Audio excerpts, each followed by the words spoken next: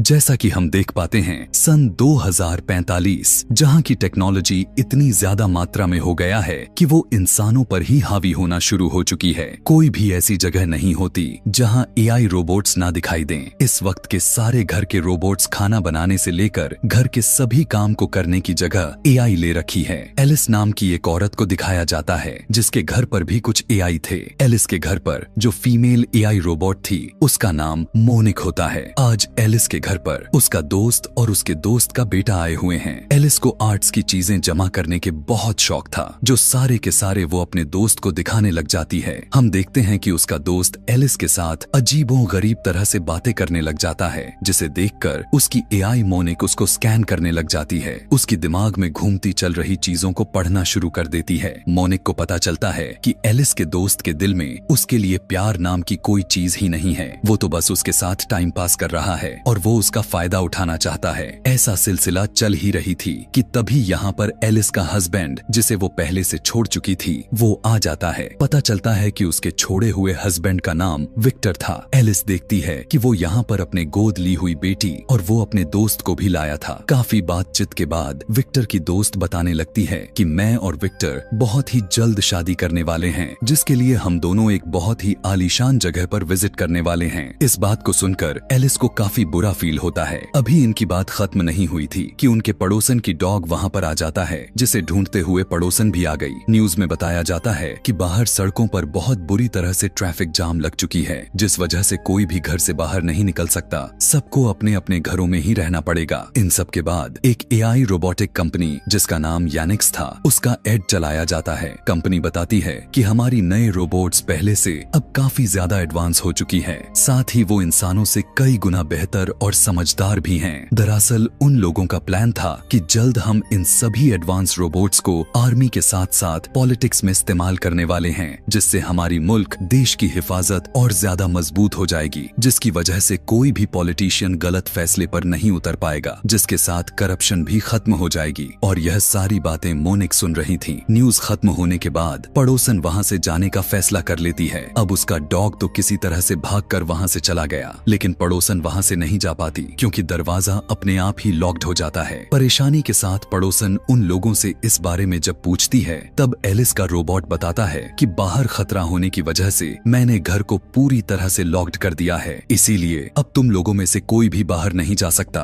उसकी बात को सुनकर सभी लोग घबरा जाते हैं क्योंकि जाहिर सी बात थी कि अब वो चाहकर भी बाहर नहीं जा सकते थे। घबराकर वो रोबोट से लॉकर को खोलने के लिए कहते हैं कि तभी यहाँ पर इनका एक अजीब तरह का रोबोट आता है जो कि बाकी रोबोट के मुकाबले में वो काफी समझदार नजर आ रहा था और इसे खुद विक्टर ने ही बनाया हुआ था। वो बताने लगता है कि ऐसा मैंने आप लोगों के हिफाजत के लिए ही किया है। दरअसल इन रोबोट्स को लग रहा था कि यानिक्स कंपनी के रोबोट्स इंसानों के लिए खतरा हैं, जिस वजह से इन सभी रोबोट्स ने मिलकर फैसला किया कि हम इंसानों को घर पर लॉक कर देंगे ताकि उनके ऊपर कोई किसी तरह की मुसीबत ना आ जाए। कुछ देर के बाद हम सभी रोबोट्स को एक जगह पर इकट्ठा हुआ देखते हैं जो सभी आपस में बातें कर रहे थे, जिनसे हमें उनके बारे में पता चलता है कि वो बुरे नहीं हैं बल्कि इंसानों से प्यार के साथ साथ उनके इर्द गिर्द में रहना पसंद करते हैं, जबकि इंसान इन रोबोट्स के लिए कोई भी किसी भी तरह के इमोशंस जज्बात नहीं रखते। वो तो बस इन्हें मशीन ही समझकर अपने कामों के लिए इस्तेमाल करते हैं। ऐसे ही बंद हुए इन्हें काफी देर रात हो जाती है कि तभी इन्हें इमरजेंसी लॉक सिस्टम का ख्याल आता है जो इनके घर के ठीक बाहर लगा हुआ था। यह देखकर वो सोचने लग जाते हैं कि अगर कोई उस हैंडल को खींच दे तो इनका दरवाजा खुल सकता है। लेकिन सबसे मुसीबत की बात तो यह था कि अंदर होने की वजह से आखिर ये कैसे बाहर जा सकते थे। अब क्योंकि अंदर नेटवर्क भी नहीं आ रहा था इसीलिए वो कॉल करके किसी आसपास के लोगों से हेल्प भी नहीं बुला सकते थे कि तभी ये लोग पड़ोसन के डॉग को देखते हैं। विक्टर को एक आइडिया आया। वो एक लेजर की मदद से डॉग को हैंडल तक लेकर जाता है। डॉग उस हैंडल को खींच तो लेता है मगर वो उस हैंडल को ही तोड़ देता है, जिसे देखकर सभी उदास हो गए क्योंकि इनके बाहर जाने का उम्मीद भी अब टूट चुका था। था। अब क्योंकि रात भी काफी ज्यादा हो चुकी थी, इसीलिए सभी लोग अलग अलग कमरों में सोने के लिए चले जाते हैं। आधी रात में विक्टर को एक आइडिया आया। वो अपने कार को फुल स्पीड में आकर दरवाजे वाले कांच से टकराने को कहता है, जिससे कि मिरर का दरवाजा टूट जाएगा और ये सब बाहर निकल जाएंगे। अब जैसे ही गाड़ी को यह कमांड मिला तो वो तेजी से घर की तरफ आने लग गया, लेकिन इससे पहले कि वो मिरर से टकरा पाती, ठीक उसके सामने डॉग आ जाता है, जिससे गाड़ी का बैलेंस बिगड़ने की वजह से वो बिल्कुल सामने पलट जाती है, जिसे देखकर वो और भी ज्यादा परेशान हो गए, क्योंकि इनका दूसरा प्लान भी अब व्यर्थ हो चुका था। जिसके बाद वे सभी लोग बैठकर टीवी देखने लग जाते हैं। टीवी के चलने पर बीच बीच में ऐसे एड्स भी दिखाए जाते हैं जिनमें इंसानों को जू में रखकर चिड़ियाघर में जहां जानवर होते हैं और जंग के मैदान में लाकर उनके साथ जानवरों जैसा सलूक किया जा रहा था, और इन सबको भी रोबोट्स कंट्रोल कर रहे थे, जिसे देखकर सभी काफी ज्यादा परेशान हो जाते हैं और सोचते हैं कि एआई सिर्फ हद तक जरूरत तक ही सीमित अच्छी है, ज्यादा एआई का इस्तेमाल नुकसानदेह हो सकता है। खैर, अब यहाँ इस रूम में गर्मी लगने लग जाती है, इसीलिए एलिस मोनिक एसी ऑन करने के लिए कहती है। मोनिक बताती है कि गवर्नमेंट की नई पॉलिसी के मुताबिक उन्हें एसी चालू करने से पहले गवर्नमेंट की इजाजत लेनी होगी। यह सुनकर सभी लोग काफी हैरान और परेशान हो जाते हैं। तभी यहाँ पर पड़ोसन का रोबोट भी आ जाता है। क्योंकि वो एआई था, इसीलिए बाकी के रोबोट्स ने कुछ देर के लिए लॉक को खोल दिया था। उसकी हालत काफी खराब हो चुकी थी। वो इन लोगों के पास आकर बताता है कि हमारे घर पर यानिक्स कंपनी के रोबोट्स आए थे, जिन्होंने पहले डॉग को मारा, फिर मुझे भी खत्म करने की कोशिश की, लेकिन मैं किसी तरह बचकर निकल गया। जिसका मतलब था कि यानिक्स कंपनी के रोबोट्स पुराने बनाए गए रोबोट्स को मार रहे हैं। यह बताते ही वो नीचे गिर गया। इन सब से पड़ोसन काफी दुखी हो जाती है, क्योंकि उसका प्यारा डॉग अब नहीं रहा। उसका ये रोबोट जिससे वो प्यार करती थी, उसका भी हालत काफी खराब थी। पड़ोसन उनसे मदद मांगती है। उसकी हालत को देखते हुए सभी रोबोट्स उसे दूसरे कमरे में लेकर जाते हैं। वो काफी हैरान थे। पड़ोसन के रोबोट से पूछते हैं कि आखिर तुमने ऐसा क्या किया है? तुम्हारी मालकिन तुमसे इतना प्यार करती है, जबकि आज तक रोबोट को अपने मालिक से इतना प्यार कभी नहीं मिला। उन सभी रोबोट्स के बात को सुनकर वो कहता है कि इंसान का प्यार पाने के लिए, उनके करीबी बनाए रखने के लिए तुम्हें सबसे पहले उन्हें हंसाना होता है, उन्हें एंटरटेन करना होता है कि वो दिल से खुश हो जाए। इसके लिए जाहिर है तुम्हारे पास इतना टैलेंट जरूर हंसाना आता हो। अब यह सुनते ही सारे के सारे रोबोट्स अपने अंदर हंसी मजाक वाली चीजें डाउनलोड कर लेते हैं। साथ ही बहुत सारे फनी किताबें भी पढ़ने लगते हैं, जिससे वो उन सबको हंसा सके, और बारी बारी से सबके कमरे में जाकर उन्हें जोक सुनाने लगते हैं। लेकिन उन बेचारों के जोक्स इतने बेकार थे कि कोई भी नहीं हंसता, बल्कि चिढ़कर एलिस तो उल्टा रोने लग जाती है। कुछ देर के बाद एलिस के दोस्त और विक्टर को आपस में बातें करते हुए देखते हैं। कह रहे थे, ये तो बस एक रोबोट्स हैं, लेकिन देखो तो सही कैसे किस तरह से खुद ही फैसले लेते जा रहे हैं, और इन्होंने हमें यहाँ पर कैद कर दिया है, और अब हमें जल्द से जल्द यहाँ से निकलना होगा, वरना यहीं फंसे रहेंगे। बहुत सोचने के बाद विक्टर कहता है कि अगर हम घर में आग लगा दे तो जरूर ये रोबोट्स हमारी जान बचाने के लिए दरवाजा खोल देंगे, लेकिन यह काम तब तक नहीं कर सकते जब तक कि रोबोट्स हमारे आसपास हैं और हमें देख रहे हैं। इसीलिए विक्टर एक प्लान बनाता है, जिसमें वो पड़ोसन के रोबोट को भी शामिल कर लेते हैं, क्योंकि उसके अंदर इंसानों की तरह सोचने की क्षमता था, और वो भी तो चाहता था कि सब लोग यहाँ से बाहर निकल जाए। इसीलिए प्लान के मुताबिक एलिस के दोस्त का बेटा उन रोबोट्स का ध्यान भटकाने लगता है, और पड़ोसन के रोबोट अलार्म के पास जाकर हल्की सी आग लगाता है, जिससे अलार्म बजना शुरू हो जाता है।